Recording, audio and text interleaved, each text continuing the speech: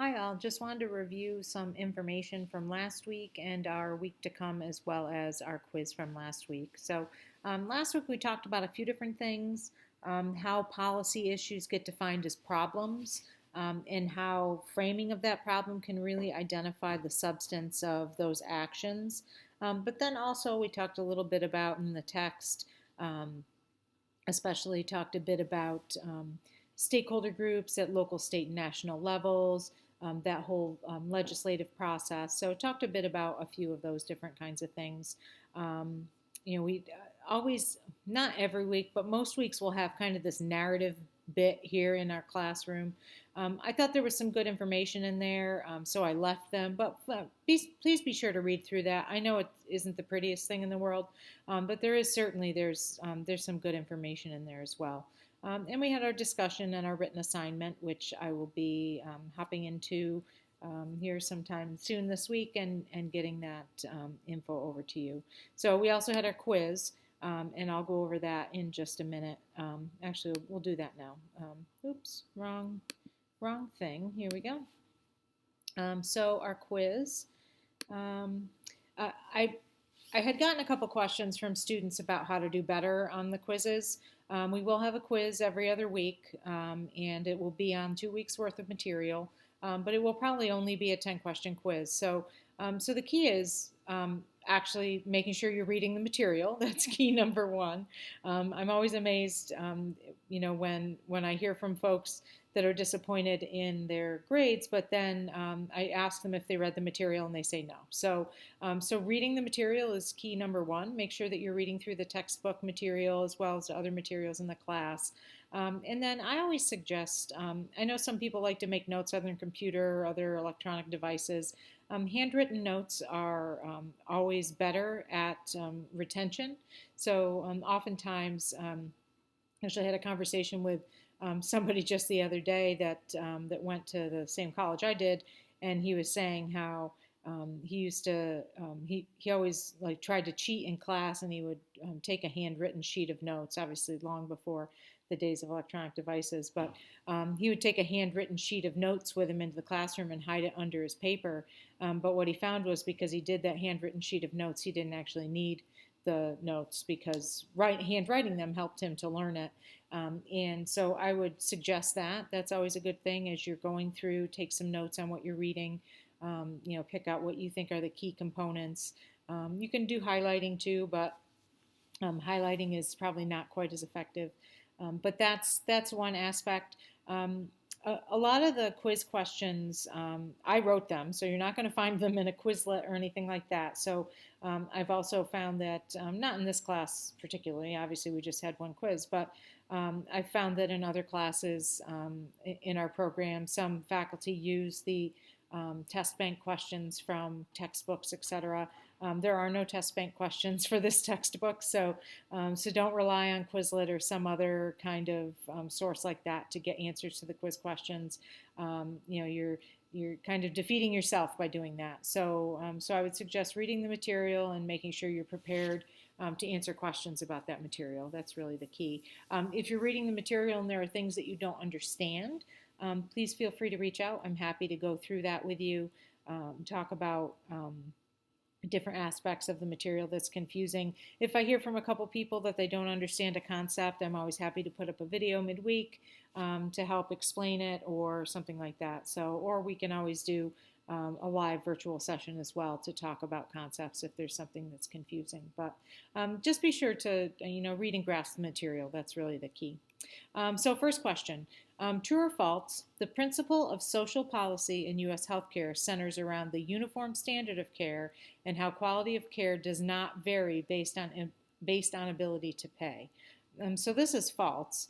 The current principle of social policy is that there is no uniform standard of care, and quality of care does tend to vary based on ability to pay. So if you don't have an ability to pay, your quality of care is typically zero. Or maybe you go to the emergency room at a public hospital or any hospital. At a public hospital, if you needed to be admitted or treated for something, but you were stable, they would probably keep you.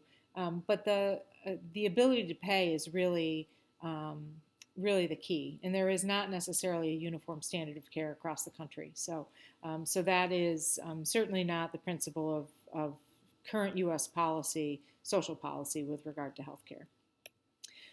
Question 2. Nearly what percent of the U.S. gross domestic product is accounted for by healthcare spending? So in last year and into this year, we're looking at around 19%, a little over 19%. So, that would make us at nearly 20%. And I think I talked about that in last week's video, as well as information in the textbook about it used to be down around 17, and then going into 2019, they were expecting it would be up over 19, and that's where it is right now. So our answer here, nearly what percent? Well, it's most near to 20, so that was our correct answer there. The garbage can model of policy change details 3 streams intersecting like a garbage can collecting trash. Those streams are. So our correct answer was problems, policies, and politics. So they're kind of the negatives. Some of them, at least the problems on the politics side, are the negatives. And these 3 streams of our problems, what problems are we facing in this case, we're talking about healthcare. So what problems are we facing in the healthcare industry? What existing policy is there? And what are the politics that come into play? They kind of all come together like in a trash can. And we need to kind of sift through the trash can to figure out how to improve aspects of all of them. Probably the one, and there's a whole section in the textbook that talks about the garbage can model. The one that most everyone else answered that didn't answer it correctly chose cost, quality of care, and population health, and that's the triple aim. So, so that is a 3 of something, but it's certainly not specifically related to this garbage can model. That is a very specific type. It's a model. A theoretical model of policy change that is discussed in the textbook. So problems, policies, and politics. Next one. Health reform was once feared by politicians and American citizens due to it being considered, and our correct answer is socialized medicine. The other answers, if you didn't answer that, you could have chosen any of the other 3. People chose different. There wasn't a specific answer that others chose, but it was really. If you go back to the 40s and 50s and then even into the 60s, there was this fear that we were going to become a communist state if we did something like that. That socialized medicine was seen as as like communism, and it was a very negative thing. And it was feared by politicians on both sides of the aisle. It wasn't just now we're seeing more of the Democratic Party being in favor of a Medicare for All type program. But obviously the Republicans are not in favor of that. But at that time, it was feared by politicians in general. It was not a move that they wanted to make in this country to go to any type of socialized medicine. So even programs like Medicare and Medicaid, which at that time were not in place, were feared as well. So we were able to overcome that in the 60s and be able to implement Medicare and Medicaid programs, which was kind of the step to some health reform. But there's a great deal more that needs to be done, obviously, to provide care and access to patients across the country that need it. Next question, I think this might be the last one. When there are many specialty physicians in an area, this typically leads to, and obviously we know from looking at it that it's increased utilization of something, but so what would that typically be? Well, it'd be increased utilization of specialty services. So if we have more specialty docs, then more people are going to be seeking that care.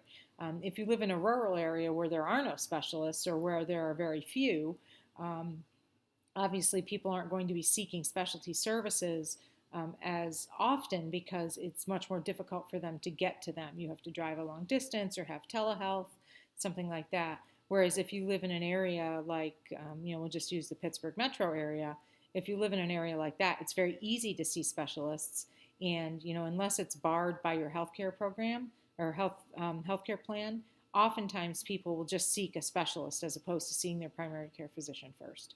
So increased utilization is the impact of having many specialists, specialty physicians in an area. So that's it for the slides. Let's hop back to the classroom. So this week, in week 3, we're going to be digging into health policy and how it impacts diverse populations. And I think I had mentioned in the announcement, it's interesting that this week of all weeks, we would choose to speak about this when we're, having such a tumultuous election period, and this is, providing health care coverage and access to diverse populations is a major difference between the two parties. And not even the two parties, but the two individuals in play here. I think there are probably plenty of Republicans that would support increased access and increased health insurance coverage for those diverse populations, as shown by the fact that we successfully passed the Affordable Care Act. It certainly wasn't just people that were on the Democrat side or on the left-leaning side that made that happen. There was, some bipartisan support, but we have an administration currently that is very against any type of help from the government for things like health care or health insurance or whatnot. So we're going to talk a little bit about some of the issues that people face. We'll talk a little bit about social determinants of health, and a lot of times just the where you live, the conditions you deal with, your socioeconomic status, all of those types of things, your gender, your age, can all impact the ability to access healthcare. So we need to think more broadly. And if you are one that is against government-sponsored healthcare, or I myself am not, I don't feel that we should in this country have, personally, I mean, you can have whatever feelings you would like, but I personally am probably more of a moderate, and I think that there's room for programs like as afforded through the Affordable Care Act or with Medicare and Medicaid. I don't think we should have universal health care in this country. I think that if we tried to do that without making some major changes to our industry, I think it would fail. So that's probably why I'm against it most. But think more broadly. If you tend to take the approach that you think universal health care or Medicare for all type programs are what you're for, then that's great. You're probably easily thinking along these lines. If you tend to be more on the conservative side or on the moderate side of the equation, and you don't think that we should provide just broad universal health coverage, then especially in our discussion this week, think a little more critically. Okay, so if we don't, if we don't provide that kind of coverage, what are the health policy issues that these different types of populations face, and how might we address them? Just saying, well, they just don't have coverage. Homeless people just don't have coverage. They don't get health care because they're homeless. Unfortunately, in this country, that's not, from a moral and ethical standpoint, it's inappropriate. But you just can't, you can't do that. You can't just leave people without any ability to access care. So what can we do from a policy perspective? It doesn't mean that we give full carte blanche coverage for every service that you would ever want for free. But what can we do to improve care and access for different populations? So I'll use this as an example. I wouldn't suggest using this as your example in your discussion, but for example, there are community paramedics in the Pittsburgh area that do go and pay visits. We had a community paramedic that was in our graduate program that's graduated now, but he would go to the riverbanks and take care of the homeless people. He would go to different areas of the city where he knew in the evenings homeless folks would congregate. He would go to the shelters and provide these folks with primary care services. So taking their blood pressure, checking their blood sugar, doing the kinds of things that you would have at a primary care visit, to be able to provide them with the care that they need and can't access otherwise. So that's an example of something that can be done. It was a grant-funded program that paid for medications, it paid for his time, and the time of the other community paramedics, and those types of things. So think about that. Think about, okay, if the answer for you personally is not a Medicare for all type plan, which it may or may not be, then what is the answer for that population? What can we do to improve health policy to help the issues that these populations face? We also have a group case study assignment that we are going to work on I'm just looking at it. I may have to give you a little bit more information here in this case study, but so we will be working on a group case study assignment this week. I have broken students into groups if perchance you find that I think I did this before the class started. So if you were added after the class started, you may not see your name here. Please get in touch with me as soon as possible and I'll get you added to a group. And for any group project in my class, if you haven't taken a class with a group project from me yet, students always will be completing a self and peer assessment. So your group work will be submitted here to this Dropbox. You'll do your own self and peer assessment. Every student does their own, and they will upload them all individually here. If you do not participate in your group, you will get a 0.